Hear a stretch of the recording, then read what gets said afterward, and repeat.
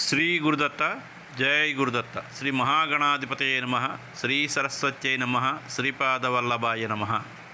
ఆధ్యాత్మిక బంధువులకి అంతమందికి కూడా కృతజ్ఞతాపూర్వక అభివందనాలు తెలియజేసుకుంటూ, ఇవాళ భాగవతంలో ద్వితీయ స్కందంలో భక్తి మార్గం అంటే ఏమిటి, భక్తి మార్గం గురించి మనం ఇవాళ స్మరణం చేసుకుంటున్నాం. పూర్వం బ్రహ్మ వేదాలని 3 సార్లు తరచి విశ్లేషించి నిర్ధారించిన తర్వాత సత్యం ఏమిటి అంటే, నిజం ఏమిటి అంటే, భక్తితో తప్ప మరో మార్గంలో మోక్షాన్ని సిద్ధించదు అని రాజా అని చెప్పడం మొదలుపెట్టాడు. అఖిల భూతములందు ఆత్మరూపంబున ఈశుండు హరియందు నెల్లపొద్దు బుద్ధ్యాది లక్షణంబుల కానపడును మహస్సేవనీయ ఆహర్నిశంబు వందనీయుడు భక్తవత్సలుండు అత్యంత నియతుడై సతతంబు నియత బుద్ధి ఆత్మరూపకుడు హరికథామృతములు కర్ణపుటంబులు కాంక్షధీర గ్రోలు చుండెడు ధన్యులు కుటిల బహుళ విషయ మలినా కృతాంగముల్ వేగనిడిచి విష్ణుదేవుని చరణార విందయుగము కడకు జనుదురు సిద్ధంబు కౌరవేంద్ర. జగదీశ్వరుడైనటువంటి శ్రీహరి సమస్త ప్రాణాలలోని సదా ఆత్మరూపంలో ఉన్నాడయ్యా. బుద్ధి ద్వారా సేవింపదగినటువంటి ఆ మహాత్ముడు మనకి గోచరిస్తాడు. అతడు ఎప్పుడూ కూడా నమస్కరించవలసినటువంటి వాడు భక్తవత్సలుడు, ఆత్మరూపుడైనటువంటి అతని యొక్క తాలూకా కథలని తనివి తీరా చెవులారా వినేవాళ్ళు ధన్యులు. వాళ్ళు నానా విషయాలతో కలుషితమైనటువంటి కుటిలమైనటువంటి తమ శరీరాల్ని వేగంగా విడిచిపెట్టి విష్ణుదేవుని దగ్గర పాదపద్మాలు చేరుకుంటారు. ఇది నిజము. మనుష్యులై జన్మించిన వాళ్ళు మరణమాసన్నమైన వారు మహాజ్ఞానులు చేయవలసినటువంటి కర్తవ్యం ఇది. రాజా, మానవుడు తన కోరికలను తీర్చుకోవడానికి ఏ దేవతలను ఆరాధించాలో చెప్తాను విను. బ్రహ్మవర్చస్సు కోరేవాడు బ్రహ్మదేవుణ్ణి, ఇంద్రియ శక్తిని కాంక్షించేవాడు ఇంద్రుణ్ణి, సంతానాన్ని కాంక్షించేవాడు దక్షాది ప్రజాపతులని, భోజనకాములు అదితిని, స్వర్గం కోరుకునేవాడు ఆదిత్యులని, రాజ్యాభిలాష కలవాడు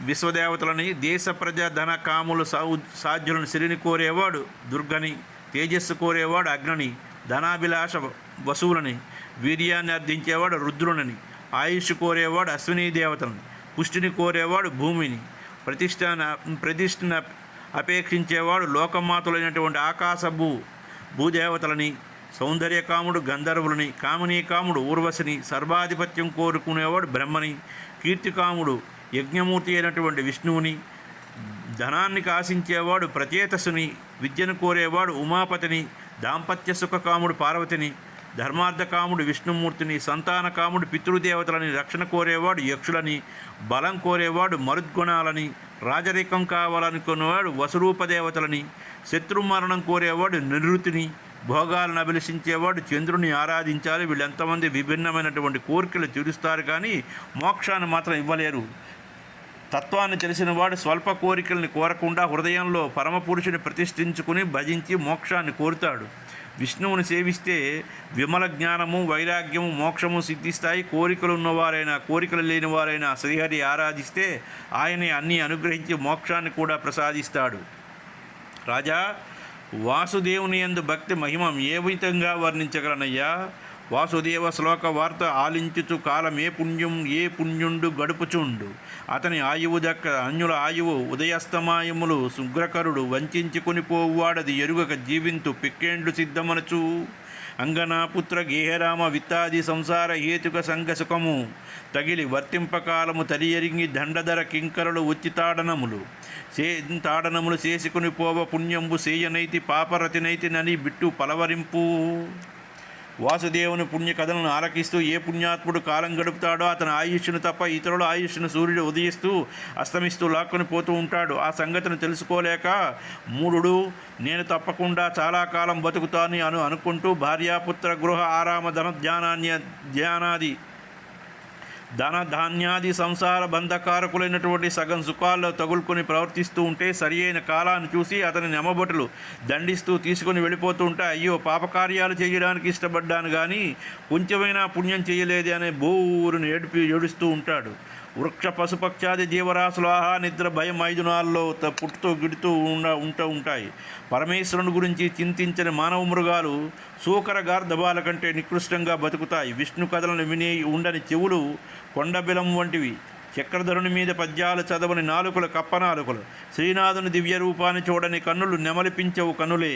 కమలాక్షుని అర్చించని చేతులు శవంతాలుక చేతులతో సమానం. శ్రీహరి పాదాలపై నుండి తులసి దళాల పరిమళం ఆఘ్రాణించిన ముక్కు పంది ముక్కు. అంతేకాదు ఓ రాజా, నారాయణుని దివ్య నామాక్షరములపై కరుగొని మనములు కఠినశిలలు. మురవైరి కథలకు ముదితాశ్రువో రోమాంచ మిళితమయ్యుండని మేను ముద్దు. చక్రికి మొక్కని జడుని యౌదలనన్న కనక కిరీటంబు కట్టెమోపు. మాధవార్పితముగా మనవి మానవు సిరి వనదుర్గ చంద్రాధిక వైభవంబు. కైటభారి భజన కలిగియుండని వాడు గాలిలో నుండి కథలు శవము.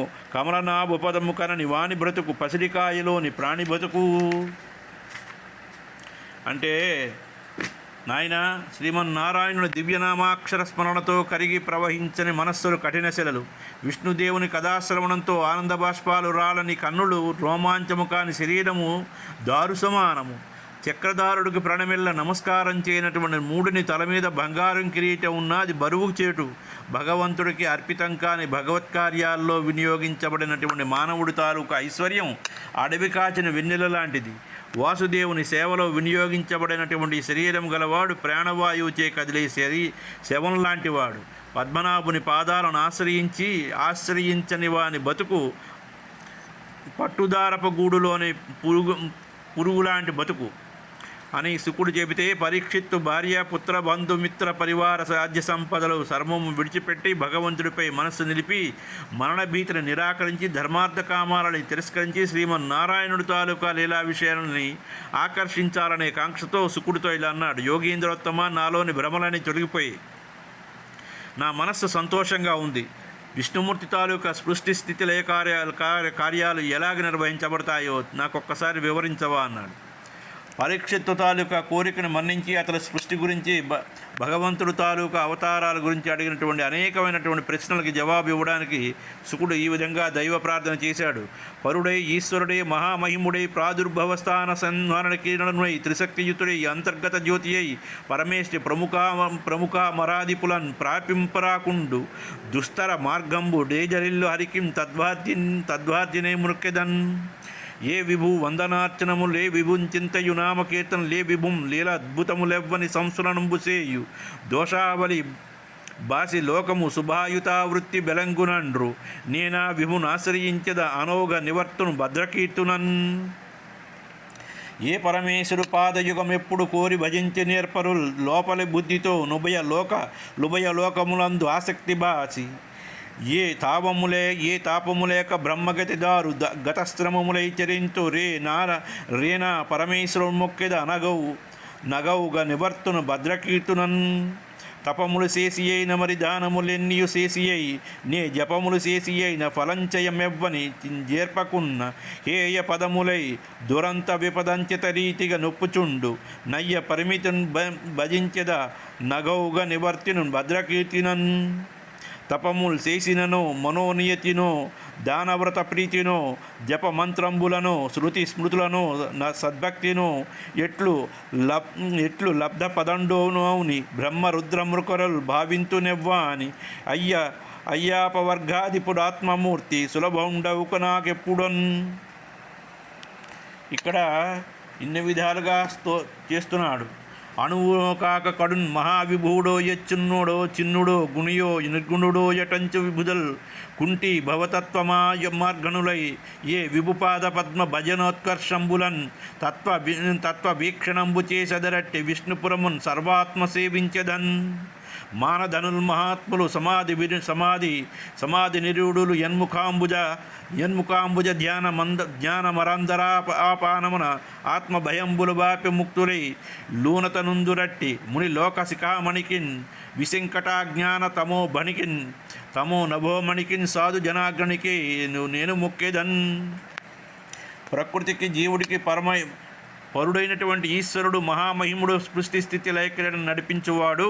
ఇంతమందికి నేను నమస్కారం చేస్తున్నానయ్యా.